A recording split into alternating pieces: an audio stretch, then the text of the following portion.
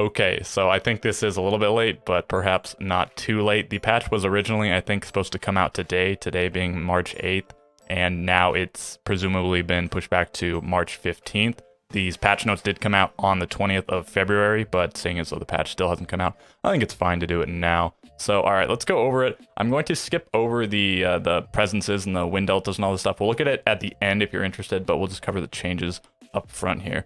Okay, so we go past the ban rates even. All right, gameplay reworks. So finally, they're implementing attacker repick. A lot of people are very contentious on the subject. I mean, it might just be too strong for attackers. They might have to tweak the thing. They might have to scrap the thing. And indeed, if they do need to scrap the thing, I think they won't do that for a very long time. You don't come out with a big new system and then test it for a long time and then still implement it just to immediately take it away. At least Ubisoft doesn't, even if it's pretty bad. So if it ends up being really impressive, it's going to be unfortunate. I think conceptually, it's a really good idea. It adds a lot of depth to the team. So now defenders, of course, get to know what site they're going to and then pick their operators and set up accordingly. But attackers just had to go in blind. And as a result of that, they would just take sort of a bunch of jack-of-all-trade operators. You'd have a lot of Yanas, Sledges, Zophias, Habanas, things like this, and a lot less room for other operators. Maybe if you ban Warden in the ban phase, you bring your Ying, or if you think they're not going to bring the Warden or whatever, bring the Ying. There's a little bit of trickery going on with this 6-pick phase, all of this stuff. But, right, I do think, in theory, attacker repick is a really good idea. But with the balancing of the game currently and how it has been shifting more and more towards the attackers recently, this might just tip it way too far into their favor. It's about 50-50 right now, at least at top level play. I imagine at in pubs and low level play and all this stuff, it's still massively defender favor. That's just the nature of a game like this. But yeah, I think I like the idea. I just don't think it's going to go over that well. So we'll have to see. Okay. So they're removing the 6-pick phase and the reveal phase and all this stuff in favor of this. And of course, if you're not 100% aware, this means attackers during the drone phase for those 45 seconds, you can still switch your operators. Defenders can't do this. So maybe in the future, attackers should just be toned down or defenders strengthened, because now attackers can actually pick the correct tools to combat not only the site they're attacking, but also the defenders that the defending operators that the defenders have selected. So this will require attackers to gather a little bit of intel, but smart players probably can figure out just by seeing a little bit of their setup and the objective, of course, what objective they're attacking, what operators the defenders might have, what setup they need to deal with it. So it's a very powerful tool. Okay, so that should be coming in this patch. It got delayed and it is now coming here. Sights and scopes. This is a really good quality of life chain. So you can use any 1.5 or 1.0 magnification scope on any weapon. And then I suppose also you can use like the Russian ACOG if you have access to an ACOG. So it's really cool. I think the most popular one going forward is probably going to be the Razor Hollow, which is on like Frost's SMG, Aruni's SMG. I think it's on one of IQ's guns. Yeah, that scope. It's just the secondary hollow scope. It's really good, and maybe it's even like the tertiary technically, because I guess the Russians have one. I think some people really like some of the Russian scopes, so now you'll have access to that on all of the guns. A lot of people really like that Russian ACOG, so just go nuts with this. And yeah, probably if I'm running 1.10, I mean, I guess 0 magnification scopes, which is a 1.0 times magnification, I'll probably be running the Razor Hollow, which is called, I don't know, like Hollow 2 or Hollow 3 in the game, whatever it is. Outdoor cameras and drones. This was supposed to come a while ago. It got delayed for whatever reason. So now cameras can be outside for 10 seconds. This is a nerf to Valkyrie. Before, she could have her cameras outside with impunity. They didn't disable or anything after any amount of time. But it's a buff, I suppose, to Maestro and Bulletproof cams and Echo and Mozzie. So Echo and Mozzie, their drones would lose connection after, I think it was like 3 seconds, and now up to 10. So that's a massive buff for them. You can actually gather a lot of intel. And on some maps, some sites, it'll be a lot more relevant than on others, but still cool kind of change for them.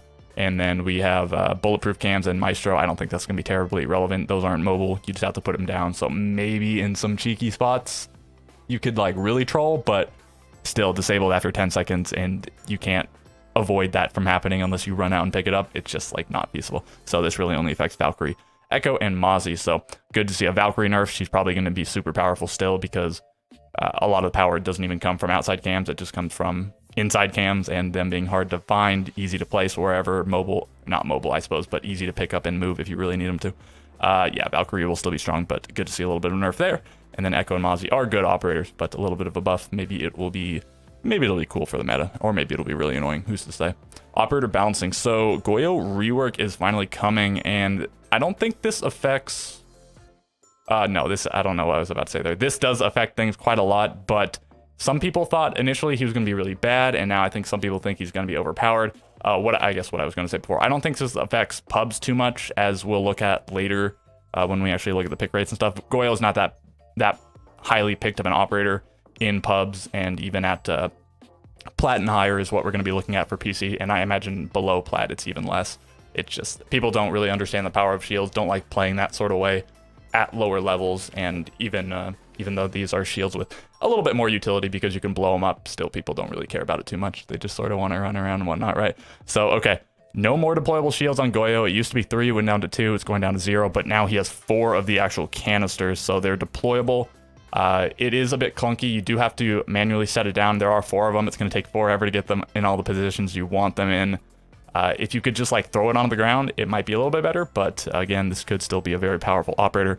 Bulletproof casing protecting it from certain angles. I think it's like the front basically is covered, and then the back you have to shoot it from like the top or whatever it is, but so you can put it in positions where it's hard for attackers to shoot it and easy for you as a defender to shoot it. And you can also do it with like a Maestro cam. You can get that little bit of a combo going, which was a thing before, but now will be perhaps more of a thing because there will be more of them, and you are more likely to want to destroy them because it doesn't cost you a shield.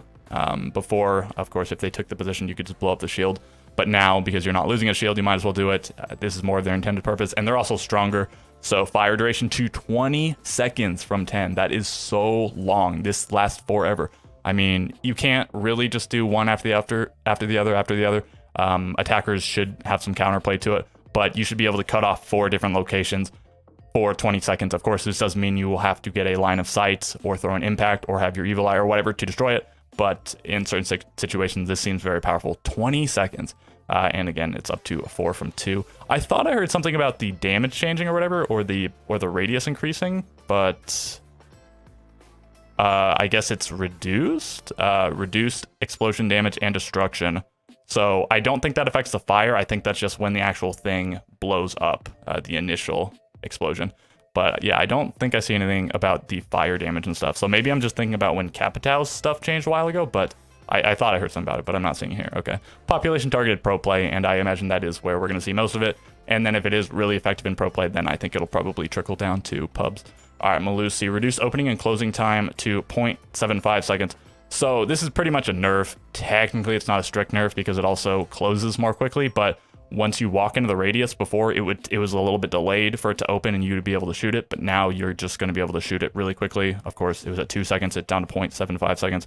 So it's going to be at 3/8 of the time. It's over twice as quick to open up, and it doesn't even need to be like fully opened up to shoot, right? It just needs to be open enough to see it. So it's going to be almost instant, I suppose, the time that you walk into the radius to the time you can shoot it. So that is kind of nice. Melusi's still a really powerful operator. This is nice to tone her down a little bit. She's been nerfed numerous times, right?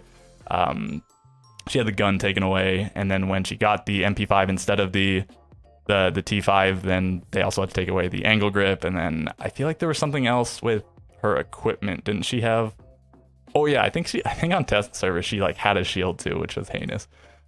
She's still a super good operator, and this will just tone her down a tiny bit. Good to see. Valkyrie in 0, so another Valkyrie affecting change. Black Eye and Argus cameras can be accessed while they are still in the air. However, the video feed does not begin until they attach to a surface. I don't think this in practicality will affect 0 that much. You kind of shoot the cam directly at the wall. For Valkyrie, this might affect it a little bit more because when you throw it at a really, really high arc, you should be able to get on the cam as it's being thrown so that you can be on it as soon as it lands. So it'll be a little bit quicker. Maybe it'll help to catch attackers off guard a little bit more.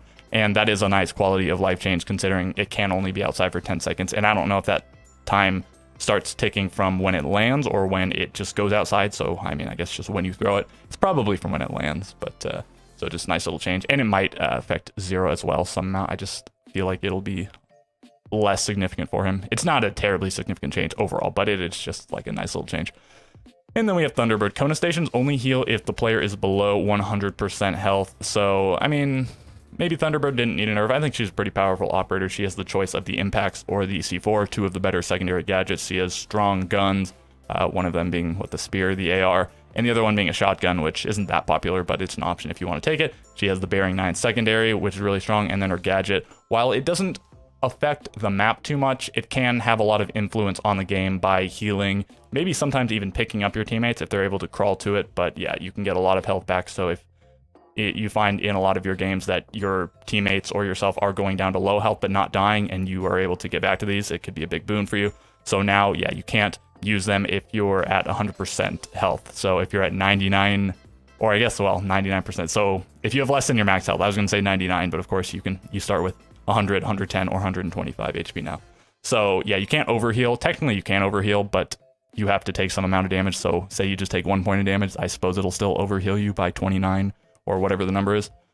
And then you'll slowly go down to 100. But yeah, so it can't be used as aggressively. It still should be a powerful tool. And maybe even this will help out a little bit, because if somebody at 100% health just walks over the thing, they might sort of steal the health away from somebody who's actually hurt that was intending to go get their health. So it could even be a little bit of a good thing. But yeah, it just mostly tones down the aggressive nature of the way that some people use it. It's not necessarily an aggressive gadget. You can't, like, it doesn't move around or anything. You have to deploy it, but you get what I'm saying. All right, and then finally we have Callie. Remove movement speed penalty from the CRX 300. This is her sniper rifle.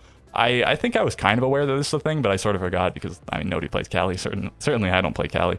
Yeah, it's just nice to bring it back in line. Way a long time ago when this gun was first shown, when the operator was first shown, I think a lot of people thought, oh, it's busted, it's going to kill in one bullet and it's broken, but it's actually Garb, right? So any little buff Callie can get, or I guess even little changes to bring her back in line to reduce the effective nerf that is by carrying the sniper rifle, is a welcome change.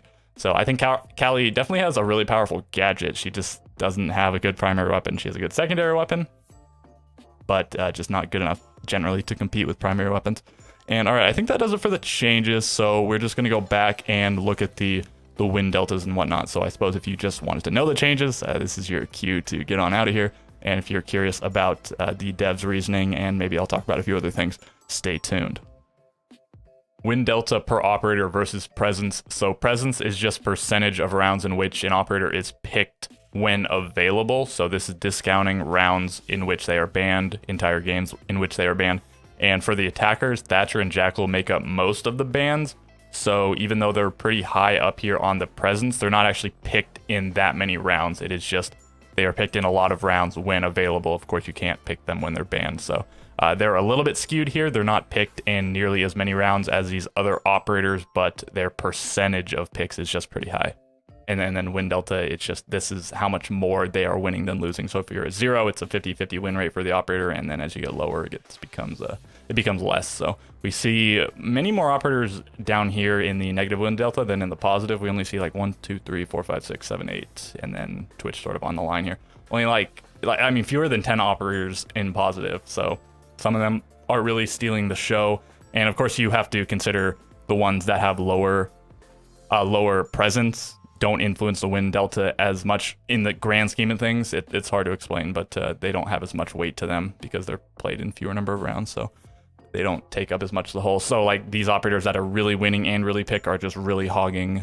They're just really stealing the show. And yeah, that's really the thing that you notice first. It's Finka and Yana up here, and they've slowly been creeping their way up, and now they are both top 3 most present operators and looks like top 4 most winning operators. So it's Finka, and then it looks like Nock and Dokkaebi, and then yeah, Yana looks to be above Zofia. So super good, super impactful operators. They both have frags, and they both have a Gon 6, and they both have solid primary weapons. Finka, you have the choice of the LMG or the spear, and they're both okay. LMG is really strong, especially with Finka's gadget specifically, because it really speeds up your aim down sights time.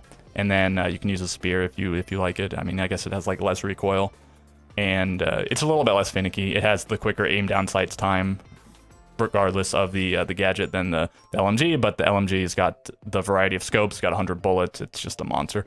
And then Finka, or Yana, you can use the G36 or the ARX. Pretty much everybody uses the ARX anymore. G36 just isn't that good of a gun. Low damage, just not that reliable. Pretty low recoil, but speaking of no recoil, that is the ARX. It's got a 1.5 scope. You just throw on the vertical grip and then like flash hider, and that is maybe the lowest recoil assault rifle. The only and it does big damage. It doesn't have that high of a rate of fire at 700, but it's sort of nice to have a little bit lower rate of fire when you have a small magazine size, which is really the one downfall of that gun. It's an absolute monster. And I mean, that's sort of what I've been running a ton of lately. Yeah, so the nades in the Gon 6, I anticipate at some point one or probably both of these operators will be losing either their Gon 6 or their nades. I think you get rid of the Gon 6 before the nades and then just see where they are. I don't really know if either of them deserve to lose the frags, but maybe if the Gon 6 change isn't enough. It's just too much utility. 3 explosives in your kit without even taking up your primary gadget slot. And neither of them are necessarily the best primary gadget slot. It's no hard breach. It's no like Nomad gadget. It's no or even like Zofia or Ashe, because but their gadget is occupied. Their explosive slots are occupying that primary slot. And then Ashe, I mean, I guess has 5 explosives, right? But they're breach charges, so they're not very practical explosives. You can technically use them to destroy a shield, but you have to put down the breach charge next to it, and so it's not really good. So yeah, I anticipate some sort of change coming to them, and the Gon 6 removal seems the most likely. Twitch is just up here now because the drone change has been really good. The ability to jump, the ability to shoot things from whatever range, the unlimited range on the taser, and then also the change from it being like a little bit of a shot rather than taser. So now you can't you can't get Maestro cams, I suppose, unless they open them, but you can get Goyo canisters, and I think there's like other little changes, but that's, I think, the biggest ones. And yeah, Twitch, just a strong gadget now. She has the smokes, which aren't the best. I mean, they're no frag grenades, but they're good. They're throwables. And then also a really good gun. And then Sledge just continues to be really good. Thatcher, not picked very much at all, but that's because he's banned like almost 90% of the time. Ace is probably... Well, it's a very versatile hard breach gadget. If you don't need to get hatches, it's pretty strong. If you do need to get hatches, it's terrible. You can only get 1 hatch. But he just has a really good gun, so people like to use it. He doesn't have throwables, so I think overall he might be the worst hard breacher. But again, he's really strongest gun probably of all the hard breachers, and depending on who you ask, maybe the strongest gun in the game. And then yeah, just sort of pretty versatile gadget outside of the whole hatch weakness. And then Zofia, Hibana, Maverick, Nomad, just like good operators. Jackal also, I don't think, picked very much. Ashe also here, but the ban rate for Jackal is very high, keeping him up here. And then, Montaigne, Glaz, Blitz, Kali, just bad operators, right? And some operators, they just got to be bad. You can't have it all balanced. Kali, Capdel's probably an underrated, probably a poorly used operator. I don't think he's bad. If he had a little bit better weaponry, maybe it'd be different, but I'm not especially big of a fan of either his weapons. And his gadget is very strong. He has the smoke bolts and the fire bolts. They're just not the easiest to actually use properly, intelligently in pubs. You do see good usage of it in high-level play, and maybe with the attacker repick, we'll see even more of him. And I don't think there's anything terribly notable I want to talk about on here other than that. There weren't any super big changes in the patch notes, so I don't think there's any operators I need to single out. A little bit surprised Flores is even down here, but I think people in pubs just don't like to spend time sending in 4 different drones, even though it's a good operator. Okay, let's look at the defenders now. Okay, so Jaeger still way up here, but he looks to be now the 3rd least winning operator, the 3rd lowest win delta, which is pretty bad, but it's just the nature of the beast, the nature of which players in ranked are actually picking Jaeger, and I guess people at the winninger players forego it because they just like take aggressive gunfights and win them, I suppose. And again, it's not easy to draw comparisons between like the way the game actually should be played and the way the game is played in pubs, so I don't want to go too deeply into it. And then we do have Melusi and Valkyrie, both of which were nerfed in this patch, so maybe that'll bring them down a little bit, but I anticipate not that much. Maybe initially they'll go down quite a bit because the psychological effect of a nerf, but in practicality, I don't think the nerfs were that significant. Anybody who just throws all 3 of their cameras outside with Valkyrie and tries to do cheesy runouts, they're going to be down in the dumps, but people that would maybe throw one outside or even 0, they're not really affected much, if at all. Then Thunderbird also changed a little bit here, one of the more winning and highly picked operators. And that's just where the meta's gone, right? These are all sort of like fraggy operators. Jaeger is a purely defensive gadget, but he's got a strong gun, and then Melusi is a kind of a runaround operator. Valkyrie, you get intel to make plays off of. Thunderbird, good gun, heal up after your engagements, even before your engagements, but not really before your engagements so much anymore. If you're at full health. And then Kaid, just really strong denial, smoke, mute, they're just always good operators. And so on and so forth. Clash is terrible. I mean, maybe shields need to be buffed, but like, no, they don't, right? Because nobody wants to play against shields. There is still room for good shield play, but they don't need to be just like generally good operators. They should remain mega niche if they're going to be in this game. Tachanka, probably just poorly used. Maybe even a tiny bit weak still, but we have now seen after the Invitational a little bit of a really smart, really cool play with Tachanka come out from specifically Dark Zero, maybe another team, but just, you know, not used very well in pubs because it is a tricky operator to use very well. And then, you know, a big lot of operators here in the middle. These are all like pretty solid operators, and then these are a little bit more niche, and then these are just super underpicked. It's kind of curious how like Maestro and Echo are way down here. A long time ago, they were way up here. They were banned a lot, they were picked a lot. They're really strong, and maybe they've just been power crept a little bit. And also, I think the meta has gone away from picking one speeds. They're just really unfavorable. Like, you don't see any 1-speed operators up here at all. Like, the highest one is Mira, right? And not that there's that many 1-speed operators. I guess Kaid, I did forget about him. He is here. But he's got a solid gun, and he's just got a gadget that is better than anyone else at its specific job. And now let's go down and look at the ban rates. So we're starting with attackers. As you can see, Thatcher is still the most banned operator by a pretty big margin. Jackal's still way up here too. They're just banned in most games you're going to play. Of course, 200% is represented per game on this chart. So that's why these will, you know, there's 2 bans, so they'll add up to more than 100%, to 200% in fact, overall, when you add all this stuff together. So Thatcher and Jackal gets you to about 150%, it looks like. We're missing about 14% on Thatcher and about 37% on Jackal. So yeah, just about 3/4 of all bans in, I guess it's ranked PC Plat and above, is Thatcher / Jackal, and a little bit more of it being Thatcher, a little bit less being Jackal, but still. In, I guess, every other game, maybe one of these 2 bans will be something else, and that's represented by no bans and Montaigne mostly, so I guess some people just don't care to ban an attacker a lot of the time, and then Montaigne some people don't like, and then a little bit of Osa, Nomad, Maverick, whatever, the Salt 3% and below, not terribly significant. Thatcher has just been the bandwagon ban operator for the longest time. People are just used to not playing against it. I think originally when people started banning it a lot was because it was a popular ban in Pro League, and now it's just stuck around, and yeah, people just like to put down their jammers, their batteries, their whatever else, and not have them impeded by Thatcher. And then Jackal, just a super annoying operator, not necessarily that powerful, but at low levels it is pretty powerful, where people are pretty bad at droning, clearing things out, just bringing the Jackal and being able to see those footsteps, and then when you find those footsteps, locating the person which those footsteps belong to. It's just good and very annoying, and mostly this is a comfort pick, and I suppose Thatcher is also a comfort pick. It's a little bit more of a strategic one, but the reason it is picked is not so much for strategy, but indeed for comfort. And then we'll move on to the defenders. So Mira and Valkyrie are sort of the Thatcher and Jackal of defense, but not banned quite as much. Mira, like 25% less than Thatcher, or I guess, yeah, about 25. And then Valkyrie, about 5% less than Jackal. So it is a little bit more diverse, the defender bands, than the attacker bands, but most of that is represented by the Kai going up from the Montaigne being at 15, Kai being at 30, and then Clash is like similar to the no ban, but we also have a no ban of almost identical numbers, which is kind of cool, 15% and 14%.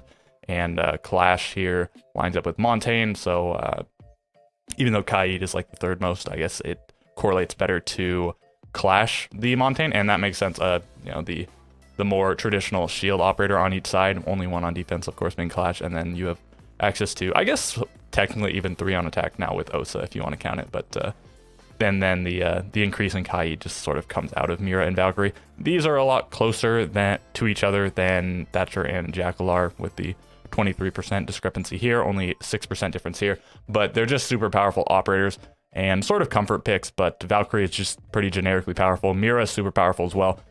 It's a little bit more site dependent and maybe a little bit more map dependent. Valkyrie, of course, being better on some maps than other, but pretty much always really good. And then Mira has some really good sites, and then some sites where it's kind of mediocre and you might as well just take someone else. Not the best gun, depending on who you ask. If you really, really like the high fire rate, it's good, but it has a little bit smaller of a mag. It's a little bit harder to control. She has a C4, but she's also a 1-speed, so definitely some trade-offs for that powerful gadget. Valkyrie just has a really strong kit overall. Maybe the gun isn't everyone's favorite. It's a little bit tough to frag out with it if you're not hitting headshots, but if you are hitting headshots, then it's quite good. And then everyone else, I mean, just I'm surprised Cav's actually not banned more, but I'm sure when you move down the ranks, it is banned a lot more. And I think that pretty much does it. I guess, I mean, you can just note the lower defender bans here are a little bit higher than the low attacker bans. We have 6%, 5, 4. And these are just really annoying trap operators, right? Melusi, Kapkan, Thorn, and then Echo even a little bit here. And yeah, then we're back to the patch notes, and I think that does it for this patch. I think you also have to keep in mind with this patch, the new operator Azami will be coming out, but the new map will not be coming out until like mid-season. So of all of the things listed here, I think the only significant thing coming immediately in the patch is that new operator. So, okay, with all that being said, catch you guys in the next one.